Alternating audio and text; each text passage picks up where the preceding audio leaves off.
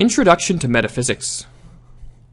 The philosopher Immanuel Kant once referred to metaphysics as a bottomless abyss and a dark ocean without a shore, while the American philosopher William James called it nothing but an unusually obstinate way to think clearly. In this lecture, we are going to provide an introduction to metaphysics. To do so, we will look at the history of the discipline, examine its subject matter, and discuss the 20th century philosopher Ludwig Wittgenstein's influential views on metaphysics. Metaphysics is a branch of philosophy whose roots stretch back to the time of the ancient Greeks, approximately 2,500 years ago. Along with ethics, epistemology, and logic, metaphysics is considered one of the main branches of philosophy. While there is no agreed-upon definition of metaphysics, it is often described as the discipline which is concerned with the ultimate nature of reality. However, to those not familiar with metaphysics, such a definition will prove rather vague. So in order to better grasp its subject matter, it will be helpful to examine the history of the discipline. A few hundred years following his death around the 1st century BC, Aristotle's works were being published in the ancient city of Alexandria. One of the works published was given the title Metaphysics, which literally means after the physics. This title was not meant to reflect the content of the treatise, as Aristotle had referred to the subject matter of it as first philosophy or theology. Rather, it was given this title because it had followed or come after the publication of a treatise by Aristotle titled Physics. However, due to Aristotle's immense influence, the word metaphysics soon evolved from merely being the title of one of his books to becoming the name of an entire philosophical discipline. While Aristotle's work covered a wide array of topics, there are two underlying themes to it, which many have pointed to as constituting the essence of metaphysics. The first of these themes is the study of first causes, or in other words, that which does not change and from which emanates the things in this world we experience. The interest in first causes is why God has been a prominent topic of metaphysics throughout history.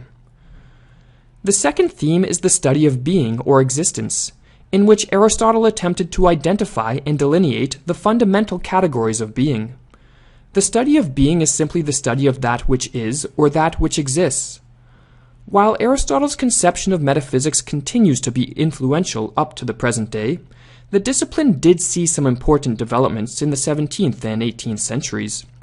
During this time, a group of philosophers known as the Continental Rationalists began to distinguish between what they called general metaphysics and special metaphysics. General metaphysics, or what they also referred to as ontology, is the study of being or existence and is in line with Aristotle's conception of metaphysics. Special metaphysics, on the other hand, was divided into three disciplines: cosmology, rational psychology, and natural theology. However, while general metaphysics was concerned with being at a broad fundamental level, special metaphysics addressed more specific questions concerning existence. Topics addressed within special metaphysics included such things as immortality, freedom of the will, and the mind-body problem. The interest with these more specific issues continues to the present day. However, the problems of general metaphysics, or what is more commonly called ontology these days, remains the most prominent area of metaphysics. Present-day ontologists, it should be noted, are not generally concerned with what the concept of existence means. Rather, they try to provide accounts or inventories of the things that do exist. Or in other words, like Aristotle, they are concerned with identifying the fundamental categories of being. Thus, ontologists will try to determine whether such things as properties, numbers, events, relations, souls, material objects, or universals exist, and if they do, what the characteristics of such things are. The question of whether universals exist is one of the oldest questions of ontology and has been debated since the time of the ancient Greeks. Universals are things which can be instantiated or shared by different individual objects. Examples of universals include redness, squareness, and beauty. Obviously, there are many different things which can be red, square, or beautiful, but the question is whether the universals themselves have any sort of existence apart from the particular things they occupy. Along with these questions of ontology, metaphysicians today, like the Continental Rationalists, also examine more specific questions.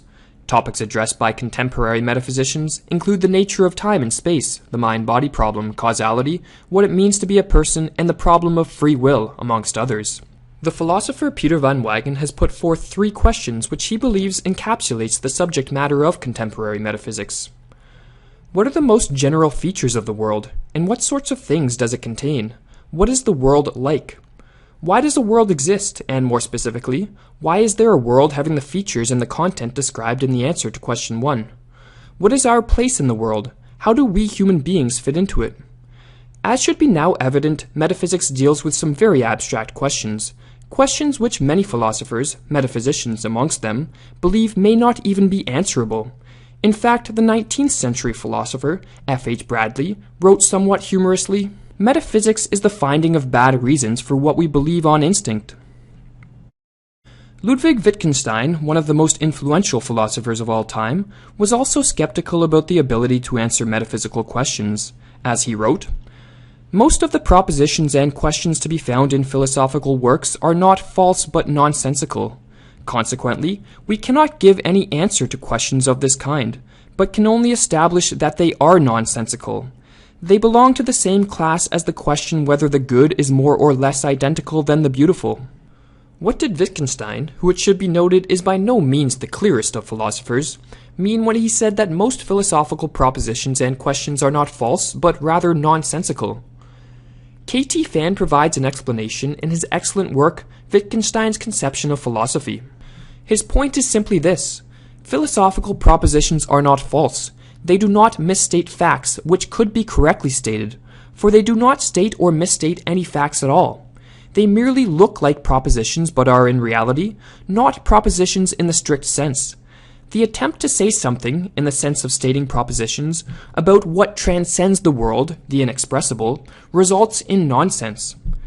In other words, Wittgenstein did not believe that the questions posed by metaphysicians could be answered with the use of language.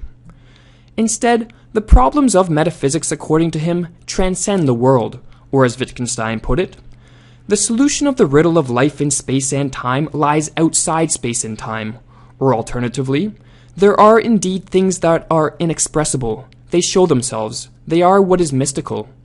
However, it should be noted that even though Wittgenstein did not believe that most of the problems of metaphysics could be answered, he was not completely against the discipline.